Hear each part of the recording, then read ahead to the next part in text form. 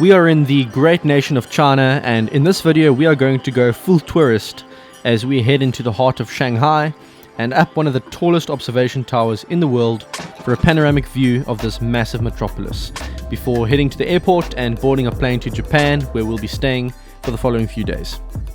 Our adventure today starts by driving into Shanghai, and we were immediately blown away by the number of high-rise buildings and seemingly brand new highways. China's car ownership numbers have increased monumentally over the past decade, so much so that Shanghai car owners have to pay $15,000 a year for the right to have a number plate, and even this hasn't seemed to stop the growth.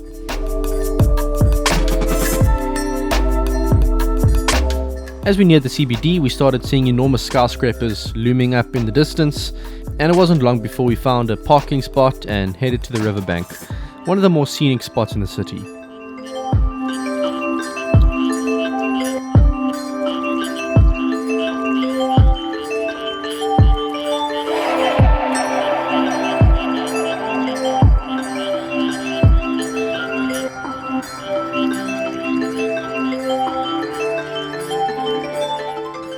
So here we are in the surprisingly very beautiful and very clean city of Shanghai.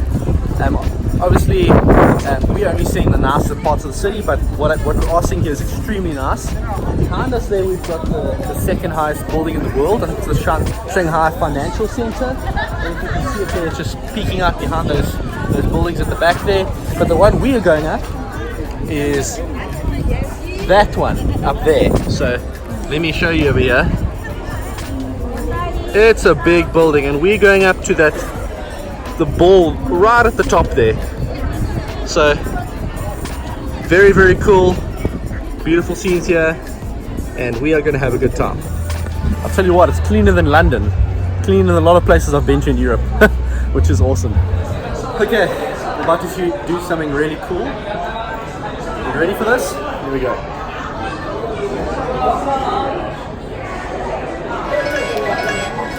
That's not so weird.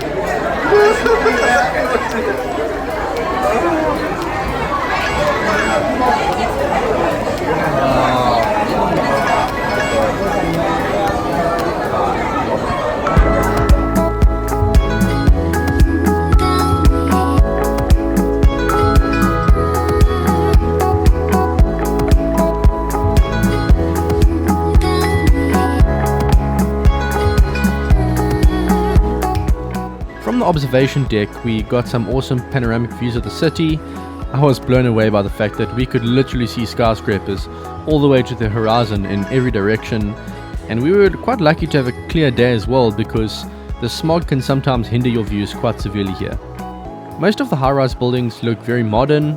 They don't look like New York's blocky 100-year-old skyscrapers, and they stand tall as a symbol of China's prosperity in recent times. I was also quite impressed by the effort that seems to have gone into city planning and maintenance, with all the streets and parks looking very well looked after. Chinese people certainly take pride in their living spaces.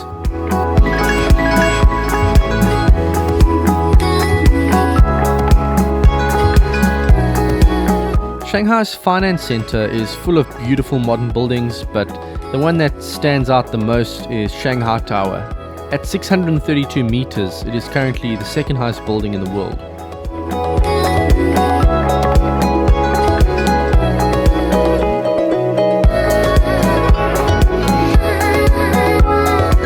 We drove back to the hotel to the scenes of an orange sunset sky and spent a few moments just savoring our last evening in China. Overall, it's been a very positive experience, and I'd love to come back here one day, but it's on to the next adventure, Japan.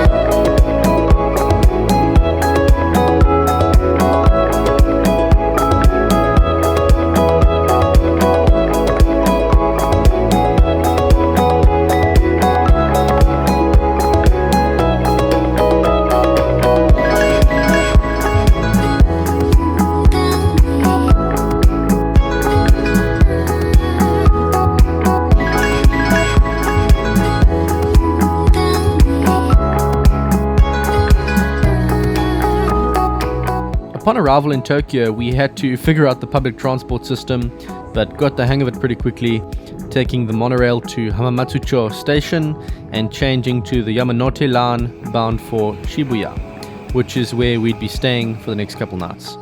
Shibuya is one of the coolest places in Tokyo, and I cannot wait to show you what we got up to over the following few days. I'll be covering my full Japanese experience in the next video, including bus tours, towers, parks, boats, trains, food, and even a trip to the countryside to see a very different side of Japan. Hit subscribe to be notified of future uploads, and I hope to see you then. Thanks again for watching.